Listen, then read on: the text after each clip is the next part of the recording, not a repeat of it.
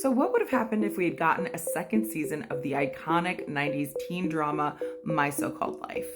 In an interview on My So Called Podcast, Winnie Holtzman, the show's creator, tells us even though the show centered around Angela Chase, this was an ensemble cast, so I did love hearing about every person in the cast and what would have been in store for them for the next season if it had been picked up. So one of the big changes for Angela and her sister in this next season would have been that Patty and Graham, her mom and dad, get separated. And this pushes Patty into a very deep depression, and it makes Angela step up as the kind of head of household, taking care of her sister. So Patty is depressed. Winnie Holtzman didn't fill in the blanks on where Graham was, but after watching season 1, we can only imagine that he probably gets some pathetic bachelor pad somewhere and ends up working at a restaurant and hooking up with the hostess or something very cliche like that.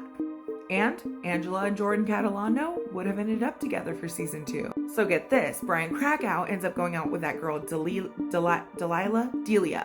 They end up together, and then Angela and Jordan are together. And so Brian and Angela are like, okay, now we can just be friends. And Brian's not going to be like longing after her anymore. Except now they're going to each other about their respective partners, being like, I'm dealing with this in the relationship, and I'm dealing with this relationship. Meanwhile, totally falling for each other, but a little bit more mutually this time. Instead of Brian just like longing for Angela, now they're kind of falling maybe into something possibly could have happened. Okay, and then there's Sharon, goody two-shoes Sharon. Winnie said that she probably would have gotten Sharon pregnant in season 2.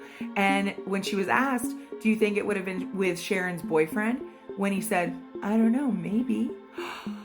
So Sharon could have been a teenage mom. In the 90s, that was a huge deal to have a teen mom on your teen kind of drama show, but that could have happened. So kind of as a reaction to all the changes happening in Angela's life, these two end up being besties because Angela now has to deal with her mom. She has this new relationship. She has whatever's going on with Brian Krakow going on. So she doesn't really have time for her besties anymore. They end up getting closer to just be like, what's going on with her, to kind of like judge Angela and end up having like a real friendship grow out of that. But then she gave us like no real updates on Rayanne. So in my mind, Rayanne ends up going to be like a host of a karaoke, not at a bar, some like weird karaoke, maybe at a library for kids or something. Or she ends up working in a vintage store, and the owner of the vintage store takes her under her wing like a big sister mom type and ends up getting her out of her mom's house. And like, I like to imagine that, but we got no real updates from Winnie. And then Ricky would have been a huge part of season 2. It would basically center around Ricky and his moving in with Mr. Katipsy,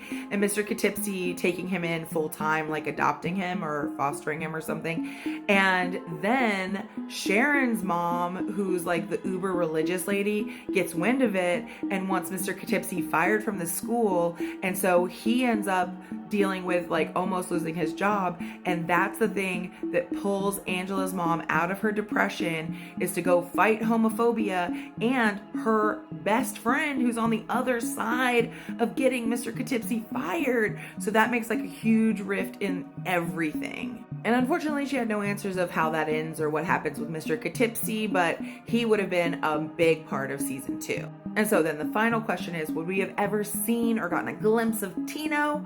No.